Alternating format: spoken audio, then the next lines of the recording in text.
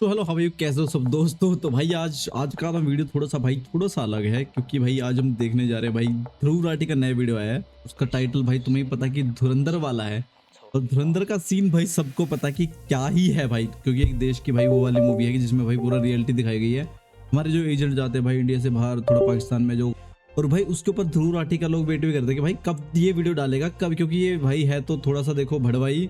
और ऊपर से भाई दिक्कत ये है कि बहनचोदी हरियाणा से है। और थोड़ा सा मुझे लगता है कि भाई क्या ही ये बंदा है साला, मैं भी हरियाणा से। भाई दुख लगता है कि भाई अपने ही इधर का बंदा एक बहनचोद गेंडू निकल जाए तो क्या ही कह सकते हैं उसके ऊपर। बट मैं वीडियो देखता हूँ कि भाई देखना चाहता हूँ कि भाई असल में ये कहना क्या चाह रहा है भाई। और मेरा मोटिव नहीं है कि भाई मैं किसी को कुछ भी उल्टा सीधा बोलूं, बट मैं बस ऐसे ही थोड़ी सी भाई हल्की सी बकचोदी करना चाहता हूँ, वो ज्यादा नहीं।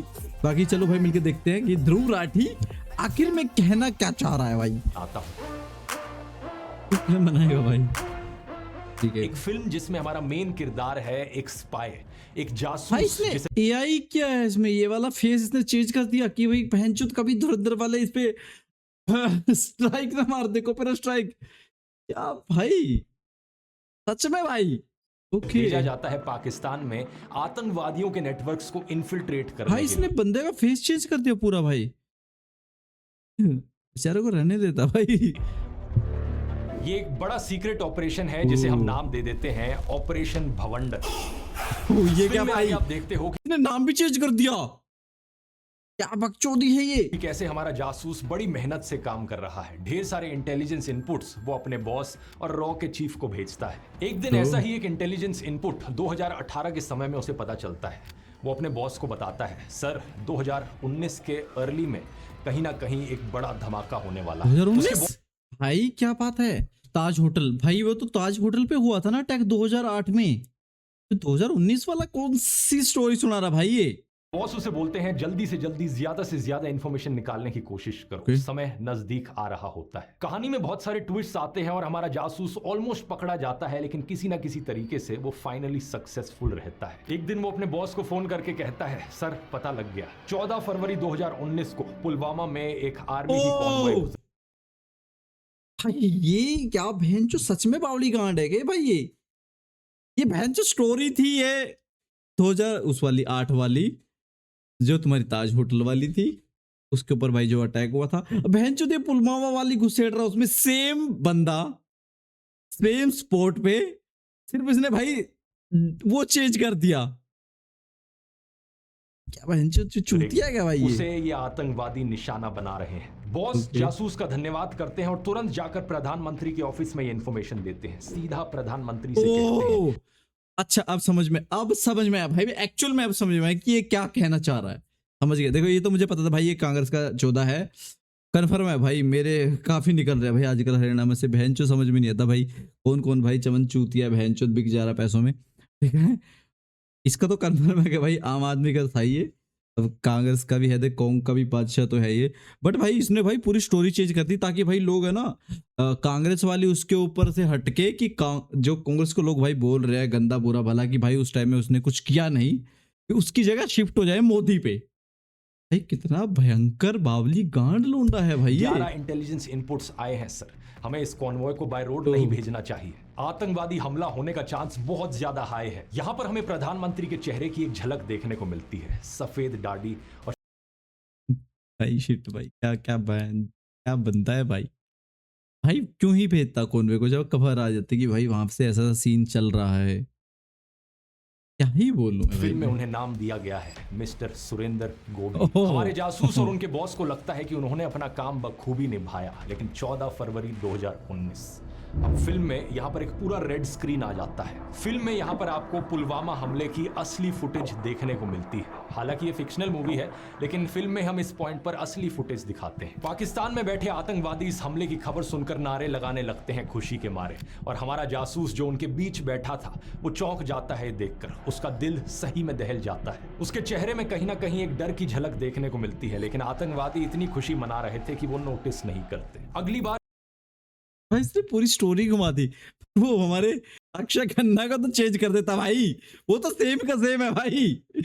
वो क्यों नहीं चेंज किया जब तूने सारे कैरेक्टर चेंज कर दिए भाई। जैसे ही इसे मौका मिलता है ये अपने बॉस को फोन मिलाता है, अरे भाई, जवाब ये मांगता बंदा। है। आखिर हुआ क्या, मैंने इतने सारे इंटेलिजेंस इनपुट्स दिए फिर भी ये हमला कैसे हो गया। बॉस के पास कोई जवाब नहीं था। वो कहते हैं शायद हिंदुस्तानियों के सबसे बड़े दुश्मन हिंदुस्तानी ही है। वो इस बात की तरफ इशारा करते हैं कि ये वाली बात तो इसने कह दी भाई, इसके लिए मैं भी खुश हूँ भाई कि इसने ये बात कह दी। एक्चुअल में भाई ये जर्मन साफट है ना, इस चीज को चलो समझ गया भाई कि ये दुश्मन है कहीं ना बहनचोद कहीं भाई। सरकार में ही कोई गद्दार बैठा है जिसकी वजह से हमारे 40 सीआरपीएफ के जवान मारे गए। जासूस को कहा जाता है कि वो अपनी कोशिश जारी रखे। फिल्म में एक सैड सॉन्ग आता है और जब क्लाइमैक्स की तरफ बढ़ती है हमारी ये फिल्म तो एक बड़ा ही शॉकिंग ट्विस्ट हमें देखने को मिलता है। आतंकवादियों के अड्डे की अलमारियां सर्च करते वक्त हमारे जासूस के हाथ एक ऑडियो रिकॉर्डिंग लगती है और जब वो इसे सुनता है तो उसे यकीन नहीं होता अपने कानों पर। इस ऑडियो रिकॉर्डिंग में हमारे प्रधानमंत्री गोभी जी की आवाज थी और दूसरी तरफ बात कर रहे थे आईएसआई के हेड। गोभी जी कहते हैं कुछ लोग मरेंगे मरने दो, कुछ गाड़ियां जलेंगी जलने दो, लेकिन इलेक्शन से ठीक पहले अगर ये हमला होगा तो मुझे ओके इलेक्शन में ओके इसका ओके, बहुत बड़ा अब फायदा मैं समझ मिलेगा। गया ये क्या कहना चाहता। अब मैं समझ गया भाई, अब इसके जो ट्वीट वीट है ना, अब मेरे को एक्चुअल में समझ आ रहा है जो ये उन दिनों ट्वीट करता था, जो ऐसी चीजों पे ट्वीट करता ना बंदा, अब इसने वो वाली स्टोरी सीधे जोड़ दी भाई वहां से उठा के कि भाई उसने इलेक्शन के चक्कर में ये काम किया। ओके शिट भाई, कितना बहनचोद गिरा हुआ आदमी है भाई ये बंदा सही में यार। मतलब हैरानी होते कई बार कि बहनचोद ये ऐसे ऐसे गांडू भाई हरियाणा में क्यों जन्मे भाई। भाई क्या बोले भाई, क्या क्या ही बोलूं भाई मैं। भाई इनको बहनचोद ऐसा लगता है कि भाई जैसे कौन कर गए ना काम वो सारे और भी करेंगे भाई। अगर ये इतना, अगर ये मोदी इतना वो होता, देखो एक्चुअल में भाई ये कब का ठड्डे लगा देता भाई देश को, ठीक है ना। अब इसने भाई 15 साल में इनकी सबकी गांड जली पड़ी है, तो भाई एक्चुअल में अगर ये बंदा भाई 30-40 साल ये बीजेपी निकालेगी तो क्या सीन बदल देगी भाई पूरा। आईएसआई का हेड दूसरी तरफ से जवाब देता है ठीक है सर, 14 फरवरी डन समझे।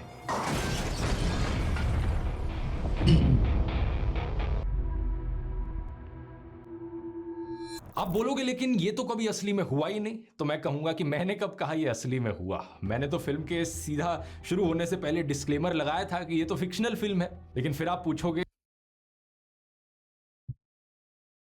भाई सच में बहनचोद दिल्ली ब्रांडो कहाँ पहुंच गए भाई ये बकचोदी कर रहा है बहनचोद तब से 2.5 मिनट से भोसड़ी के मैं बक रहा हूँ भाई, ये क्या बकचोदी कर रहा है भाई 2.5 मिनट से। क्या लोड़ू है भाई ये बहनचोद बंदा। कि अगर फिक्शनल फिल्म है तो मैंने पुलवामा हमले का असली में जिक्र क्यों किया, असली डेट और असली फुटेज क्यों दिखाई अपनी फिल्म। मैं कहूंगा ये फिल्म असल में फिक्शनल फिल्म है लेकिन इंस्पायर्ड फ्रॉम रियल इवेंट्स है। तो कुछ चीजें असली हैं, कुछ चीजें फिक्शनल हैं। क्या बात है सर, क्या बात है सर, क्या बात, ये बात है। फिल्म के अगले सीन में कट करते हैं और हमें बॉस दिखते हैं एक बड़ा फेमस डायलॉग बोलते हुए। वो कहते हैं कि चिंता मत करो मेरे जासूस, किसी ना किसी दिन एक देशभक्त सरकार आएगी इस देश में, एक ऐसा प्रधानमंत्री आएगा जो सही में लोगों की फिक्र करता हो, तब हम असली भवंडर करेंगे, तब होगी असली रिवेंज। कैसी लगी भाई सही बताओ, इस बवंडर से ना भाई ये तुम्हारा सारा भाई जोगिंदर जरूर फेमस हो जाएगा भाई। बवंडर ला दूंगा मैं। मेरी इमेजिनरी फिल्म दोस्तों? आप में से कुछ लोग कहोगे ये किस प्रकार का बेहुदा सड़ा हुआ प्रोपेगेंडा है। मैं जवाब वो में तो कहूंगा है क्यों भाई, सच में। यहाँ पे पाकिस्तान की बुराई करी तो तुम्हें प्रोपेगेंडा दिख रहा है इसमें। पक्का तुम पाकिस्तानी समर्थक आतंकवादी सिंपथाइजर होगे, तभी तुम्हें मेरी ये भवंडर फिल्म पसंद नहीं आई। अब आप में से जो इंटेलिजेंट लोग होंगे वो कहेंगे कि बात तो यहाँ पर पाकिस्तान की हो ही नहीं रही, प्रॉब्लम तो मुझे इस पॉलिटिकल प्रोपेगेंडा से है। ये एंटी बीजेपी प्रोपेगेंडा जिसमें नरेंद्र मोदी को यहाँ पर गद्दार दिखाने की कोशिश की जा रही है। और पता मैं भी क्या, देखो कहूंगा देखो पता भी क्या, देखो ये वाली चीजें करके ना ये बंदा सामने वाले को ये कर देता कि नहीं भाई, हाँ तुम्हें लगता है कि तुम सही हो बट नहीं मैं सही हूं। ये भाई इसके ना तुम कोई भी वीडियो उठा के देख लेना, कोई भी XYZ कोई भी, हर एक में ना इसको ये सामने वाले को ना ऐसे करता है कि जैसे पहले हल्का पानी मारता है, फिर थोड़ा और ज्यादा, फिर और ज्यादा, फिर भाई उठा के ऐसे पटकता है कि चलो, फिर तुम्हें लगता है कि बंदे की 1 सही है, 2 सही है, 3 सही है, 4 सही है, 5 सही है, 6 सही है, तो 7वीं बात भी सही होगी। पर नहीं भाई, वो 7वीं बात में तुम्हारा गांडू काट जाता है भाई। यही बात लोगों को समझ में नहीं आती कि भाई 6 सच बता दो, सामने को लगता है कि हाँ भाई ये बंदा रियल है भाई, सच में भाई ये बंदा रियल है, वो 7वीं भाई वो काट जाता है हमेशा भाई। ये भाई गांडू है भाई। धुरंधर फिल्म के डायरेक्टर आदित्य धर ने कुछ इसी तरीके का झूठा और वाहियात प्रोपेगेंडा फैलाने की कोशिश करी अपनी फिल्म के जरिए, लेकिन उसका आ गया असर देखो घूम फिर कुछ के भाई। अलग ही हुआ है। आइए जानते हैं आज के इस वीडियो में। भाई चलो अगर ये प्रोपेगेंडा होती तो 6 कंट्री क्यों बैन कर रही? एक कंट्री बैन कर देती। पाकिस्तान के ऊपर मूवी थी, पाकिस्तान का सीन था, तो 6 किया, कितने की अरबी कंट्री ने मैक्सिमम में बैन ही किया। तो क्यों किया भाई, एक्चुअल में बैन क्यों किया? सबकी गांड फटती है कि हमारे उसमें मुसलमानों को कितना गलत दिखाया जा रहा है भाई, तो इसलिए उनको लग रहा है कि हाँ भाई हमारे मुसलमान गलत कर रहे हैं, गलत किया। भाई वो पाकिस्तान के मुसलमान है बहनचोद, अलग अलग देश के नहीं। और कितने ही देशों में कितने ही मुसलमान रह रहे हैं, जरूरी नहीं है कि भाई कि हर एक देश का गलत है। जहां का गलत है बहनचोद वहां बोलने में क्या दिक्कत है कि यहाँ का गलत है।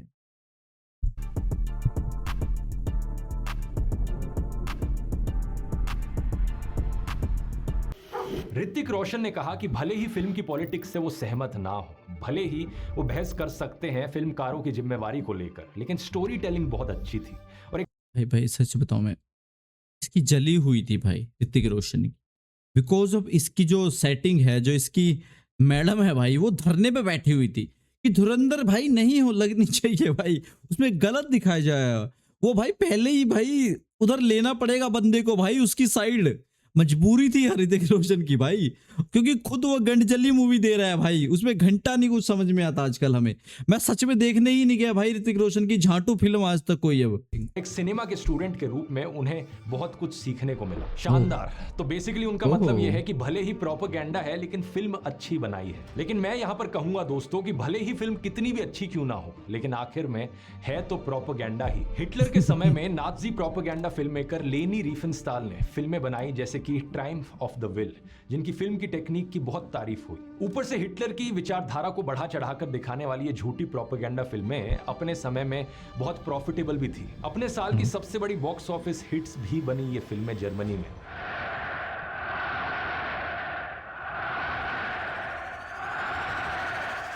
लेकिन वर्ल्ड फेमस क्रिटिक सुजान सोनटाग ने अपने आर्टिकल में इस बात पर जोर दिया कि प्रोपेगेंडा तभी इफेक्टिव होता है जब उसे अच्छे से पेश किया जाए, और इसलिए अच्छे से बनाया हुआ प्रोपेगेंडा भाई इसके ऊपर भी एक्चुअल में बैठता भाई जो ये करता है।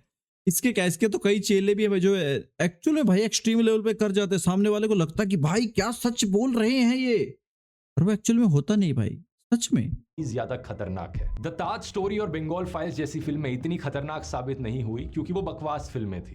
लेकिन भाई क्या बात कर रहा बहनचोद ये बंदा, कितना भाई कसम से मेरा गाली देने का मन कर रहा, बहुत ज्यादा गंदी गंदी। फिर तो ये कश्मीरी फाइल को भी ऐसे ही बोलेगा। मैं क्यों बोल रहा हूँ भाई कि माँ कसम ऐसे मादर चोद आदमी मेरे हरियाणा में ही क्यों पैदा हो रहे हैं भाई। ये धुरंधर एक एंगेजिंग फिल्म है। आपको एंगेज रखते हुए ये फिल्म दिखाती है कि हमारे देश की इंटेलिजेंस एजेंसीज क्रिमिनल्स को हायर करती हैं। क्या कोई भी देशभक्त इंटेलिजेंस ऑफिसर इस बात से सहमत होगा? आदित्य धर अपने पॉलिटिकल प्रोपेगेंडा को फैलाने में इतना मगन हो गया कि उसने वही दिखा दिया जो पाकिस्तान ने भारत पर कई बार इल्जाम लगाया है कि भारत पाकिस्तान में सबवर्सिव एक्टिविटीज के लिए अपने सीक्रेट एजेंट्स को भेजता है। असलियत यह है दोस्तों कि भारत सरकार ने कंसिस्टेंटली ऐसे सभी क्लेम्स को रिफ्यूट किया है। 2012 का ये आर्टिकल यार मेरे को इसका समझ में आता भाई, गवर्नमेंट कभी खुली कह ही नहीं सकती कि मैंने अपना एसेट कुछ ऐसे किया है या मैंने अपना स्पाई कुछ भेजा है। भाई ये कितना बड़ा मतलब झंड आदमी है यार। इतना तो आजकल हर एक बंदे को भी पता है कि कोई भी कंट्री अपने बंदे को क्लेम ही नहीं करती है भाई। जो फंस गया तो चुद गया तो चुद गया, कभी भी कर ही नहीं सकती कोई भी बंदी क्लेम। बांग्लादेश में हुआ जो भाई वो उसको होटल में की थी, तो उसका क्या क्लेम हुआ कुछ एक्स्ट्रा कि भाई ये बंदा ऐसे था ये बंदा ऐसे था? नहीं भाई, सबको पता है कि भैंचोद वो क्यों किल किए गए बंदे, वो होटलों में अलग अलग होटलों में बंदे मारे वो, पर क्यों मारे गए भाई? क्योंकि सीन था भाई, कुछ कह नहीं सकते। अमेरिका ने कुछ बोला नहीं भाई, चुपचाप आए बंदे उठाए और निकल गए। वो पता नहीं मतलब कैसे झांटू झांटू चीजें बताता रहता भाई, मतलब बेसलेस था भाई ये। आर्टिकल देखिए, भारत सरकार ने मना किया कि सुरजीत को इंटेलिजेंस एजेंसीज ने जासूस बनाकर भेजा था। 2016 का ये आर्टिकल देखिए, भारत सरकार ने पाकिस्तान के जासूस वाले दावों को रिजेक्ट किया। लेकिन धुरंधर फिल्म ऐसे ही एक सीक्रेट एजेंट को हीरो की तरह पेश करती है। अबे तू मेरी तरफ है किसकी तरफ है? आप शायद कहोगे कि ये फिल्म ही तो है, फिल्म में ये सब दिखाने में प्रॉब्लम क्या है? ऐसे तो वाईआरएफ के स्पाई यूनिवर्स की भाई मेरे को सच में बड़ी बड़ी बड़ी गंदी गंदी चीज बोलने का मन कर रहा है, पर मैं कंट्रोल कर रहा भाई थोड़ा सा। तो जिनमें दिखाया जाता है कि एक इंडियन एजेंट पाकिस्तान में जाकर काम कर रहा है। लेकिन प्रॉब्लम यह है कि धुरंधर फिल्म बार बार आपको दिखाती है कि कैसे ये रियल इवेंट से भाई सच में इसकी तो इतनी ही बातें हो रही थी इन ऐसी ऐसी मूवियों की जो सलमान खान की हैं, शाहरुख खान की और ऋतिक रोशन की, जिनमें भाई ये उनसे उधर एक लेडीज होती है, इधर एक जेंट्स होता है, भाई इनका चप्पा चप्पा चरखा चलता है और भाई बड़े फ्रेंडली भाई वो काम करते हैं भाई। एक्चुअल में झाट बराबर काम नहीं हुआ भाई कि दोनों कंट्रियों का लगा के कोई भी स्पाई के उसमें। एक्चुअल में भाई ये रील वाली स्टोरी उठा के चेप रहा है सारी की सारी, जो सारा रील में चल रहा है आजकल। बार बार अपने ट्रेलर में कहती है based on incredible true events. 26 नवंबर के असली आतंकी हमले को दिखाया जाता है, असली न्यूज फुटेज के साथ दिखाया जाता है। आतंकी और उनके हैंडलर्स की रियल लाइफ ऑडियो रिकॉर्डिंग्स तक इस्तेमाल की जाती हैं। इवन पाकिस्तान के शहर लायरी में जो गैंगस्टर्स दिखाए गए हैं, बाबू डकैत, रहमान डकैत, उजैर, इस नाम से रियल लाइफ में गैंगस्टर्स रहे हैं और पुलिस वाला चौधरी असलम भी रियल लाइफ में कैरेक्टर रहा है। शेर के मुंह में हाथ डाला है, इनकी नस्लें भी याद रखेंगी। फिल्म ऑडियंस के लिए एक रियल लाइफ सिनेरियो पेश करती है और उसके बीच में अपनी कल्पना से फिक्शन जोड़ देती है, ठीक उसी तरीके से जैसे हमने अपनी इमेजिनरी फिल्म भवंडर में किया। एक्चुअली में रहमान डकैत की मौत 9 अगस्त को ही हुई थी। वो पुलिस ऑफिसर चौधरी असलम के एक इनकाउंटर ऑपरेशन में मारा गया था, लेकिन फिल्म में ऐड किया गया कि भारत का एक फिक्शनल सीक्रेट एजेंट इसमें शामिल था। दिखाया है कि रहमान डकैत के मरने से पहले वो उसे हॉस्पिटल तक लेकर आया, लेकिन असलियत में ऐसी कोई न्यूज रिपोर्ट नहीं है। आप ये 10 अगस्त 2009 की न्यूज देख सकते हो, जहां बताया गया है कि उसका एनकाउंटर बिन कासिम इलाके में हुआ। पीपल्स अमन कमेटी के चेयरमैन अब्दुल मजीद सरबाजी ने एक्सप्रेस ट्रिब्यून को ऑटोप्सी रिपोर्ट के बारे में बताया कि रहमान डकैत को 3 फुट की दूरी से गोली मारी गई। फरवरी 2010 का ये डॉन का न्यूज आर्टिकल देखिए। रहमान की पत्नी ने एलेज किया कि ये एक फेक एनकाउंटर था और एसएसपी चौधरी असलम के खिलाफ एफआईआर ऑर्डर की गई। हम हाई कोर्ट भी जाएंगे, सुप्रीम कोर्ट भी जाएंगे। हम जरदारी साहब से भी अपील करते हैं कि इस केस के मुतालिक गौर करें और चौधरी असलम के खिलाफ एक्शन ले। तो अब क्या फैक्ट है और क्या भाई ऐसा होता है, देखो अगर कभी भी ऐसे एनकाउंटर होते हैं तो कोई भी चीज क्लियरली नहीं बताई जाती। ये अगर आपको समझ में नहीं आता तो मैं आपको बता दूं कि दुबे का भी हुआ था सेम एनकाउंटर। तुम्हें पता भी होगा कि यूपी में भाई जो कांड हुआ था, कैसे वो खुद ही अरेस्ट हुआ था लेकिन एनकाउंटर में मारा गया क्योंकि भागने की कोशिश कर रहा था। अभी झांटू के जाके उसको भी समझाओ कि ब्रो ऐसे नहीं होता है। आपकी बकचोदी और एक्चुअल लाइफ में हुई जो कांड है उनमें फर्क होता है भाई। ऐसे नहीं बोल सकता कोई भी आके ओपनली कि भाई मैंने ऐसे करके लिया। भाई वो चौधरी असलम का अगर कहीं जिक्र भी आता कि भाई इंडिया के कोई स्पाई या कोई बंदे ने मेरे को हेल्प करके, तो उसको बंदे को वो नहीं मिलता ना क्रेडिट उतना। कब समझ में आएगा झांटू को ये चीज? अगर जिसको क्रेडिट चाहिए तो वो सीधे लेता है कि भाई मैंने कर दिया कांड ये। और खासकर पुलिस में तो भाई ये होता ही है कि भाई कुछ भी साला किया पूरी दुनिया ने, पर नाम अपना ही लेगा कि भाई मैंने कर दिया ये, क्योंकि सबको भाई एंड ऑफ द एंड भाई ऊपर चढ़ना ही होता है। क्या फिक्शन, ऑडियंस ये नहीं जान पाती। और जानना तो छोड़िए, फिल्म में खोए हुए दर्शक इस बात पर गौर भी नहीं करते। इसी कारण से उनके लिए ये सब कुछ एक गॉस्पेल ट्रुथ बन जाता है। आज जो तमाचा है इन लोग के ऊपर, क्योंकि वो हमेशा से सच छुपाते आए। आज जो मूवीज बन रही है, चाहे आर्टिकल 370 बने, चाहे हक बने और धुरंधर जैसी मूवीज, ये सच है। रियलिटी बेस्ड है तो एजेंट को वहाँ ताली बजाने तो भेजेंगे नहीं, तो वॉयलेंस ही होगा। कि अगर आप इंडियन हो, मैं तो कहूँगा आप कहीं से भी हो, अगर आपको फैक्ट से प्रॉब्लम है तो आपको इस मूवी से प्रॉब्लम है। अब आप में से कुछ लोग सोचोगे कि कई और ऐसी फिल्में होती हैं जो इंस्पायर्ड फ्रॉम रियल इवेंट्स होती हैं, लेकिन उनमें फिक्शन ऐड किया जाता है, जैसे कि भाग मिल्खा भाग हो गई या दंगल की कहानी हो गई। लेकिन आमतौर पर जब फिल्म मेकर्स ऐसा करते हैं, वो चीजों को और सस्पेंसफुल और थ्रिलिंग बनाने के लिए करते हैं। लेकिन आदित्य थर जब ऐसा करता है, वो सिर्फ और सिर्फ अपना झूठा प्रोपेगेंडा। लग ही रहा था भाई इस सीधे यहीं पे आएगा घूम फिर के। भाई एक्चुअल में मतलब इस मूवी के ऊपर इतना चर्चा हो रही है ना, इतने साला किसी और चीज के ऊपर नहीं हुई भाई। इनको भाई इस बंदे को तो खासकर होती है भाई। किसको बंगाल फाइल जो थी हमारी, जो इसको केरला फाइल जो थी उससे दिक्कत है। इनको भाई धारा 370 वाली से दिक्कत है। इनको भाई कश्मीरी फाइल से दिक्कत है। इनको ताज होटल वाली स्टोरी से दिक्कत है। भाई इनको हर एक चीज से दिक्कत है इन चीजों की। मतलब क्या ही बकवास बंदे हैं भाई ये सच में। एक होता है भाई कि मेरे देश की चीजें चाहे गलत तो सही हो पर मैं खड़ा हूं भाई साथ में, पर ये नहीं है भाई। ये महान मादरचोद गांडू हैं। बहनचोद कॉपीराइट मारता रहे अपनी माँ चुदा है भाई। ये लंड फर्क नहीं पड़ता, पर ये बहनचोद क्या बोल रहा है भाई। ये गांडू है भाई, ये कसम से भाई। मेरे को बड़ा दुख लगता है भाई कि बहन चोद ये हमारे यहाँ ही क्यों पैदा होते हैं, बहन के लोड़े ये। फैलाने के लिए करता है, क्योंकि अगर इस सारे पॉलिटिकल प्रोपेगेंडा को आप फिल्म से निकाल भी दोगे तो भी उसके सस्पेंसफुल और थ्रिलिंग होने पर कोई फर्क नहीं पड़ेगा। अब कोई अगर सवाल करेगा आदित्य धर से इस चीज को लेकर, तो वो कह देगा कि भाई ये तो फिक्शनल फिल्म है। और कोई नहीं बोला भाई उसने फिक्शनल फिल्म है। क्लियर कट बोला हुआ कि भाई उन्होंने 35-45 मिनट का ऑडियो सुना, सब कुछ किया, या मूवी के ऊपर मैक्सिमम चीज तो वही है भाई जो सिमिलर हुई है सीन में। पूछेगा कि अगर एक फिक्शनल फिल्म है तो इतने सारे रियल लाइफ इवेंट्स क्यों ऐड किए, तो वो कहेगा लेकिन inspired from real events film है। हो गई आपकी यार ऐसा वैसा बोलना पड़ता है, अगर नहीं बोलेगा तो गवर्नमेंट भी डंडा दे देगी भाई कि बहन चो तू कैसे ऐसे कैसे दिखा सकता है भाई पूरा रियल चीज। निंजा टेक्निक तैयार डॉग विस्लिंग करने की और प्रोपेगेंडा चलाने की। मैंने चीफ हुआ। साल 2011 का ये न्यूज आर्टिकल देखिए दोस्तों। करेंसी पेपर सप्लाई करने वाली ब्रिटिश कंपनी पर बैन लगा।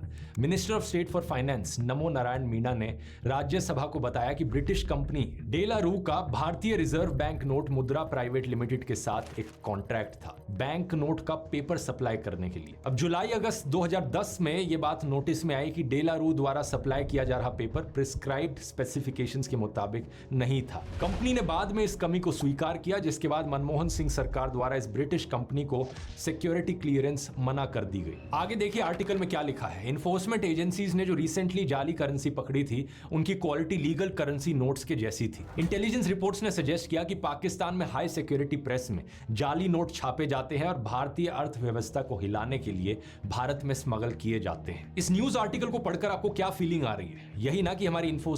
देखो मैं तुम्हें एक चीज बता दूं, एक्चुअल में तुम्हें एक चीज बता दूं, इसका जो भी ये न्यूज आर्टिकल उठाता है, क्योंकि ऐसा मुझे आज तक भी कोई एक प्रूफ नहीं मिला कि भाई ये बंदा सच बात बोल रहा हो। इन्फोर्समेंट एजेंसीज अपना काम कर रही थी, इंटेलिजेंस एजेंसीज अपना चलो काम फिर भी कर सुन रही थी लेते हैं और भाई उनके क्या ही इनपुट्स बोल के रहे हैं। आधार पर मंत्री एक्शन भी ले रहे थे। लेकिन फिल्म ने इस जाली नोट के रेफरेंस को लेते हुए दिखाया कि कैबिनेट मिनिस्टर ने कुछ नोट खा लूं भाई छापने साथ की में। मशीन को फॉल्टी बताया और फिर वो मशीन पाकिस्तान पहुंच गई, जबकि इस बात का रत्ती भर भी कोई सबूत नहीं है। ओ, कोई भी गजब ऐसी बात। न्यूज आपको नहीं मिलेगी ऐसा कुछ भी हुआ हो। अगर आप ये कहोगे कि खबर बाहर कैसे आती, लेकिन 2014 के बाद से तो मोदी सरकार आ रखी है। अगर उस समय कुछ ऐसा हुआ था तो उस मंत्री को पकड़ो और जेल में डाल दो। 11 सालों से उसका कुछ भी जिक्र क्यों नहीं किया गया?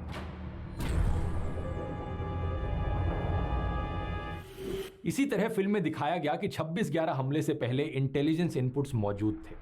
ये बात सच है। जैसे कि यूके के एक डिफेंस और सिक्योरिटी थिंक टैंक RUSI का ये नवंबर 2009 का आर्टिकल देखिए। इसमें बताया है कि कुछ इंटेलिजेंस इनपुट्स मौजूद थे लेकिन बहुत स्पेसिफिक नहीं थे। पुलिस और कोस्ट गार्ड उन पर एक्शन नहीं ले सकी। रेलवे प्रोटेक्शन फोर्स के पास पुरानी बोल्ट राइफल्स थी। जो एलीट NSG है, नेशनल सिक्योरिटी गार्ड, वो अटैक के 10 घंटे बाद पहुंच सकी, जिससे लॉजिस्टिक्स की कमी दिखती है। ऊपर से उनके पास नाइट विजन गॉगल्स नहीं थे और एक ऑपरेशन कमांड सेंटर की कमी थी। यानी यहाँ इंटेलिजेंस फेलियर के अलावा स्विफ्ट रिस्पॉन्स और कोऑर्डिनेशन की कमी भी देखी गई। लेकिन क्या हम इन फेलियर्स की वजह बट ये तो कांग्रेस के टाइम में था भाई, आज के टाइम में तो ये चीज है ही नहीं। से ये अज्यूम कर सकते हैं कि मनमोहन सिंह की सरकार गद्दार थी और उन्होंने जानबूझकर ये हमला होने दिया? अगर आप ऐसा कहोगे तो अटल बिहारी वाजपेयी की सरकार और मोदी सरकार भी उस गद्दारी के कटघरे में आ जाएंगी। क्योंकि चाहे IC-814 का कांधार फ्लाइट हाईजैक हो, कारगिल वॉर हो, 2016 का उड़ी टेरर अटैक हो या 2019 का पुलवामा आतंकी हमला हो, इन सब के लिए भी इंटेलिजेंस पहले से ही मौजूद था। मुझ पर यकीन नहीं होता, इन रिपोर्ट्स को देखो। कांधार फ्लाइट हाईजैक को लेकर पहले से इनपुट थे जिन पर काम नहीं हो पाया, और जब प्लेन अमृतसर में रिफ्यूलिंग के लिए उतरा, वहां पर भी थ्रेट को न्यूट्रलाइज नहीं किया जा सका। इसी हाईजैक के दौरान मसूद अजहर जैसे खतरनाक आतंकी को छोड़ा गया था। बाद में कई आतंकी हमलों में उसकी इन्वॉल्वमेंट देखी गई, जैसे कि 2001 का JNK असेंबली अटैक, 2001 का इंडियन पार्लियामेंट अटैक, 2008 का 26/11 attack, 2016 Pathankot attack, 2019 Pulwama attack और अब 2025 में red fort terror attack. India today के इस न्यूज आर्टिकल को देखिए। उड़ी आर्मी इंस्टॉलेशन के टारगेट होने को लेकर स्पेसिफिक इनपुट्स मौजूद थे। IB वैसे इंडिया टुडे को बताया किसने था भाई के इनपुट थे? और भाई टीवी चैनल वाले जितनी भी बड़ी बड़ी न्यूज एजेंसी है भाई, उनसे तो मेरे को झांट भर भी विश्वास नहीं रहा कि उनकी न्यूज कंफर्म है। सिंगल % भी अगर कोई बोले कि भाई इन्होंने न्यूज कंफर्म कर दी, भाई झांट भर भी विश्वास नहीं है मेरे को इन पे। सच में भाई इतने बहनचोद बेहुदा बंदे बैठे हैं कि वो न्यूज देने के लिए, कि उनको यही नहीं पता कि भाई चल क्या रहा है साला करंट में आजकल। साला उल्टी सीधी न्यूज वैसे ही पेल देंगे भाई, हमें लगेगा कि भाई सच में ये चीज हो भी गई। पता लगता है कि भाई ये हुई नहीं है, बस वो ऐसे ही सूत्रों के द्वारा उनको खबर मिली थी। ने आर्मी यूनिट्स को अलर्ट भी किया था, लेकिन फिर भी उड़ी टेरर अटैक हो गया। पुलवामा आतंकी हमले को देखिए, फ्रंटलाइन की एक इन्वेस्टिगेशन ने बताया था कि 2-3 नहीं 11 इंटेलिजेंस इनपुट्स मौजूद थे। कितने? 11 इंटेलिजेंस इनपुट्स। चाहे इंटेलिजेंस फेलियर हो या इंटेलिजेंस इनपुट होने के बावजूद खराब कोऑर्डिनेशन हो या खराब प्लानिंग की वजह से चूक जाना हो, इन सभी फेलियर्स के लिए सरकार और सिक्योरिटी एजेंसीज को क्वेश्चन किया जाना चाहिए। और ये किसी भी नागरिक का अधिकार ही नहीं बल्कि फर्ज है। ये सवाल लोग बीजेपी सरकार से भी पूछते हैं और पहले कांग्रेस सरकार से भी पूछते थे। हर तरफ आलोचना भी होती थी, लेकिन चाहे कांग्रेस सरकार हो या बीजेपी सरकार, किसी के लिए भी ये कहना कि ये सरकार गद्दार है और जानबूझकर आतंकी हमला होने दे रही है, ऐसे एक्स्ट्रा ऑर्डिनरी क्लेम्स के लिए एक्स्ट्रा ऑर्डिनरी एविडेंस की जरूरत होती है। अभी हाल ही में हुए रेड फोर्ट टेरर अटैक पर भी ऐसी अफवाहें उठाई जा रही। मैंने तुम्हें बोला था ना कि कहीं कहीं तुम्हें ये ऐसा कर देगा कि जैसे तुम्हें लगेगा कि भाई बंदा ये ना न्यूट्रली बात कर लो, भाई यहाँ की भी और वहां की भी, लेकिन ऐसा नहीं है। घूम फिर के ना ये तुम्हें 2-4 ठीक करके देगा कि हाँ भाई दोनों तरफ की बातें कर रहा है, लेकिन घूम फिर के फिर तुम्हें वहीं पे धकेल देगा भाई उसी कुएं में। थी कि अगले दिन इलेक्शन थी तो मोदी सरकार ने जानबूझकर करवाया होगा। मैंने अपने वीडियो में खुलकर कहा था कि सरकार को इस तरीके से ब्लेम करना सही नहीं है।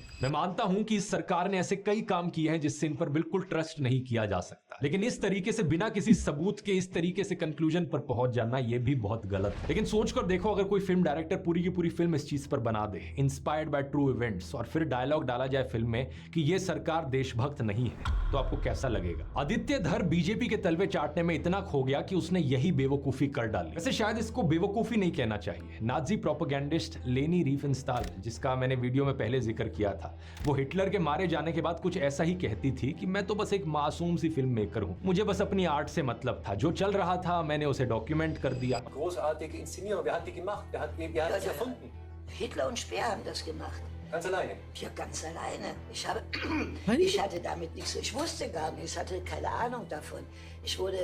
यार ये कहाँ की बात कहाँ टच करा रहा है भाई? कि तुम समझो कि ये बात यहाँ की नहीं, वहां पे भी ऐसा हुआ था, तो यहाँ पे भी सेम ये चीज हुई है। क्या बोलूं भाई मैं, कसम से मेरा मन बहुत भयंकर चीजें करने को कह रहा है, पर नहीं भाई छोड़ो। और मोदी के सत्ता से बाहर जाने के बाद देखना आदित्य धर भी ऐसे ही डायलॉग्स मारेगा। लेकिन सुजान सोनताग ने अपने आर्टिकल फैसिनेटिंग फैशिज्म में इस झूठ का पर्दाफाश किया था। उन्होंने इसका सबूत दिखाया कि कैसे लेनी हिटलर के तलवे चाटने वाली एक नाजी प्रोपेगेंडिस्ट थी। फिक्शनल फिल्मों में तो प्रोपेगेंडा था ही, लेकिन तो भाई ये बात तो लोग भी बोलते हैं कि तू भी तो तलवे चाटता है भाई किस किसके, तो फिर तेरा कैसे कोई यकीन कर लेगा? सीधी सी बात है भाई।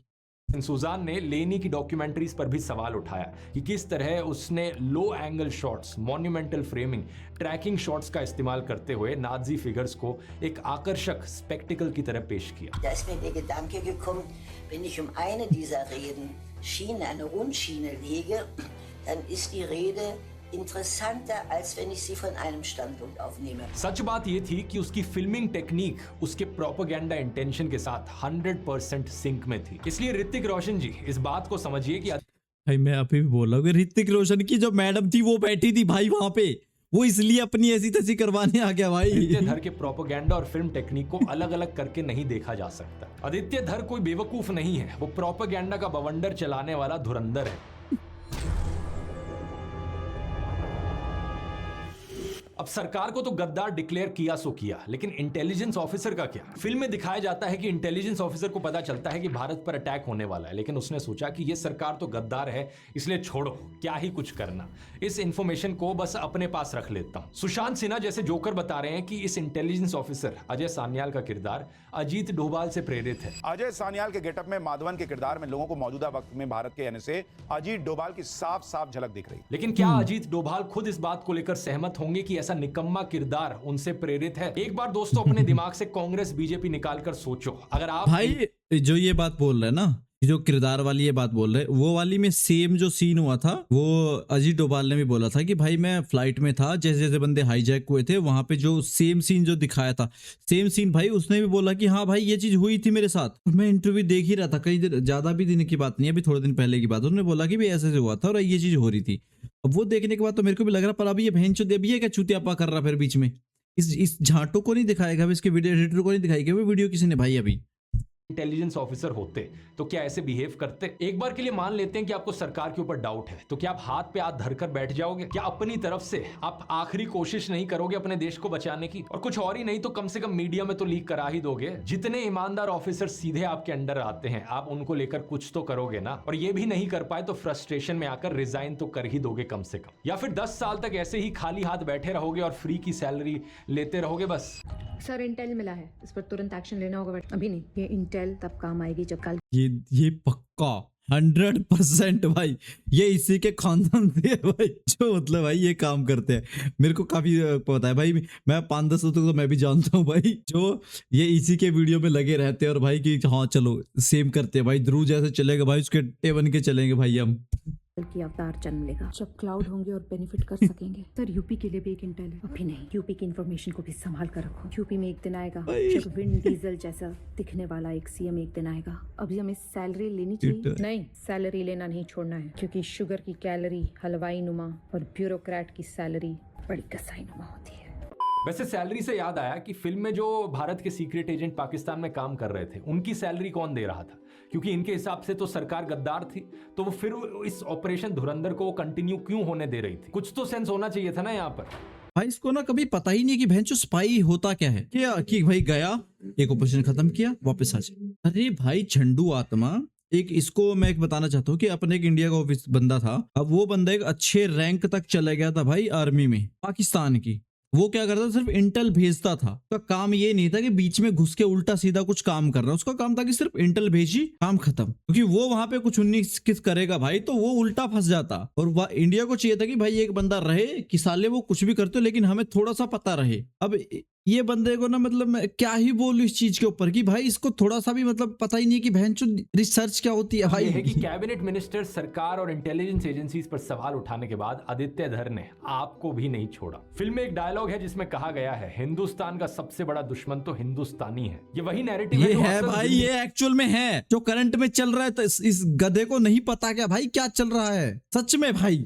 कि मैं आपने पहले भी सुना होगा, जैसे कि अगर एक राजनीतिक पार्टी को आपने वोट नहीं दिया तो आप गद्दार हो गए। किसी डिफेंस ऑफिसर की वाइफ ने भी अगर ये कह दिया कि देश में एकता जरूरी है और किसी कम्युनिटी के खिलाफ ब्लैंकेट हेट्रेड मत फैलाओ, तो लोग उनको भी गद्दार कहने लगे। आपको केवल इसलिए भी आतंकियों से जोड़ा जा सकता है क्योंकि आप एक मुस्लिम परिवार से हैं। जैसे कि एक बीजेपी नेता ने तो कर्नल सोफिया कुरैशी को आतंकियों की बहन कह दिया था। जिन्होंने हमारी बेटियों के सिंदूर उजाड़े थे, वही कटे पिटे लोगों को हमने उन्हीं की बहन भेज करके उनकी ऐसी की तैसी करवाई। भाई ये क्या बोल रहा है ध्रुव राठी, क्या बोल रहा है? मतलब सच में भाई ये इतना जाहिल बुद्धि है क्या भाई? ये भाई इसको समझ में नहीं आ रहा कि उसने बोला क्या है। यति नरसिंह आनंद ने हमारे पूर्व राष्ट्रपति, हमारे देश के missile man doctor APJ Abdul Kalam को भी जिहादी कह दिया था। अब्दुल कलाम भारत का राष्ट्रपति बना। ये एक्चुअल में भाई मैं पूरा वीडियो क्या ही दिखाऊं तुम्हें, मेरे को समझ में नहीं आ रहा भाई इतना झंडू आदमी है भाई। ये इसको समझ में नहीं आ रहा भाई ये बोल क्या रहा है सच में भाई। मतलब ये ना वही कर रहा है, मैंने तुम्हें पहले स्टार्टिंग में बोला था भाई ये बंदा है, इसका कोई भी वीडियो उठा के देखो ये 4 तुम्हें बात सही बोलेगा, 5वीं तुम्हें ऐसी बोल देगा कि टका के बिल्कुल ही तुम्हें लगेगा कि भाई जब 4 सही बोली तो 5वीं भी सही होगी। और ये इसकी भाई सबका यही हाल है इसका। अब इसको सच में कोई ढंग की चीज तो मिलती नहीं तो घुमा फिरा के ऐसी बातें उठाते जिसको भाई कोई सर पैर नहीं होता इसकी बातों का, कोई न्यूज इसकी ऑथेंटिक नहीं होती, कहीं से भी उठा के कुछ भी पेल देगा। खुद की इसकी वेबसाइटें बनाई होती है, खुद पे न्यूज पोस्ट करता है और कहीं से कहीं की उठा के कहीं से कहीं की पेल देगा बात। भाई इसको यही नहीं समझ में आता कि भाई ये बोल क्या रहा है भाई। और ये एंटी बीजेपी भाई, ये 100% है एंटी बीजेपी। और भाई पैसे का सबको पता है कि भाई इसको थोड़ा पैसा मिल जाता है। अब ये मेरे को समझ में नहीं आता भाई। इसको देखो ये चीज का तो लोगों ने डंडा दे रखा था कि भाई कहाँ है तू, कुछ बोल क्यों नहीं रहा, क्योंकि एक तो मूवी भैंचोद वो बहुत ज्यादा हिट है भाई, धुरंधर बहुत ज्यादा हिट है भाई। वो मैं देख रहा था सुबह 850 करोड़ के ऊपर चल दी है भाई वो मूवी। और लोगों को भाई देखो ऐसी चीजें पसंद भी आ रही हैं कि उसमें कोई गलत सीन नहीं है, फैमिली के रिलेटेड सीन नहीं है, प्लस एक स्पाई के ऊपर है, प्लस एक जो भाई स्टोरी है वो मैक्सिमम स्टोरी लाइन थोड़ी सही वाली है, गलत नहीं है उसमें कोई फेक ऐसे ही भैंचोद कोई इधर से आई एक्टर नहीं और इधर से आया एक्टर भाई ले इंडिया पाकिस्तान वाले भाई मिलके आपस में कोई जॉइंट ऑपरेशन कर रहे हैं। मुझे लगता है भाई इंडिया पाकिस्तान वाले तो बैठ के कभी आपस में चाय भी ना पिए और ये भाई जॉइंट ऑपरेशन करवा रहे हैं भाई। तो ध्रुव राठी का देखो मेरे को कंफर्म है कि ये भाई ये वाली ऐसी वीडियो ही कुछ डालेगा, इसका तो कंफर्म था। ये भाई इसके तो थ्योरी ही मतलब अलग ही रहती है बंदे की थ्योरी, पता नहीं कौन सा भाई माल फूक के तो ये वीडियो बनाता है भाई। गांजा गांजा प्लस के एडिटर भाई भयंकर वाले हैं भाई। इस वीडियो में इतना यार, इससे ज्यादा कुछ नहीं, मैं क्या ही बोलूं पुलिस में भाई, हम सब बकचोदियों को छोड़ते हैं भाई। तो मिलते हैं भाई आपको नेक्स्ट वीडियो, और जिसको भाई समझ में आया कुछ इस वीडियो में तो प्लीज भाई कमेंट में बताओ भाई क्या तुम्हें धुरंधर भाई कैसी लगी। तो चलिए मिलता है आपको नेक्स्ट वीडियो में। ओके भाई, टाटा।